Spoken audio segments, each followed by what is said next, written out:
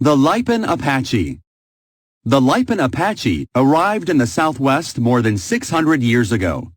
They were also nomads whose culture depended on buffalo.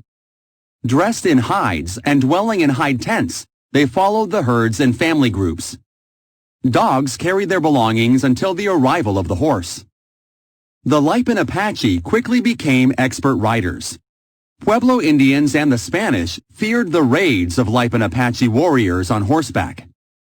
Over time, groups of Lipan Apache began to farm. They returned twice a year to their fields to plant or to harvest. This made them easy targets for their enemy, the Comanche. The stronger and better armed Comanche pushed the Lipan Apache south and west to the West Texas plains. There they fought with the Spanish, and later Mexicans and Americans. By the early 1900s, most of the surviving Lipan Apache lived on the Mescalero Apache Reservation. Today, Lipan Apache continue to live in Texas. Other American Indians of the mountains and plains.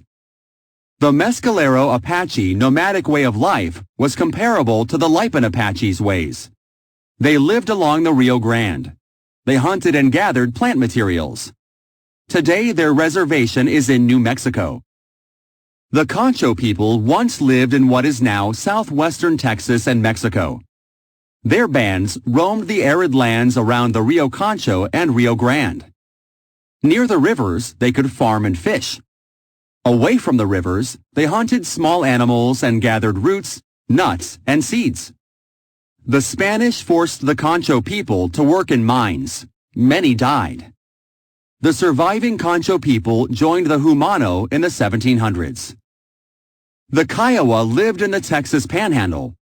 They had come from the north and adapted to living on the plains.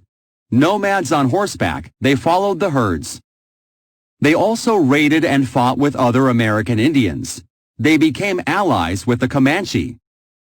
An ally is someone who helps you. Today, there are about 12,000 Kiowa.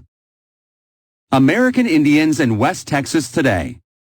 Today, American Indians from different groups live in West Texas. For example, the Tigua live in Isleta del Sur, near El Paso. They are part of the Pueblo culture and have lived in Texas for about 350 years. The Tigua have kept their traditional government practices and ceremonies. A band of Kickapoo who have deep roots in Texas received reservation land in the 1980s. The land is near Eagle Pass, in the far western part of the coastal plains, a landscape much like that of West Texas. The Kickapoo have held fast to their culture.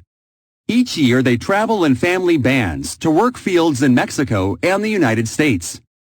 In the fall, they return to their winter homes to farm, hunt, and take part in ceremonies.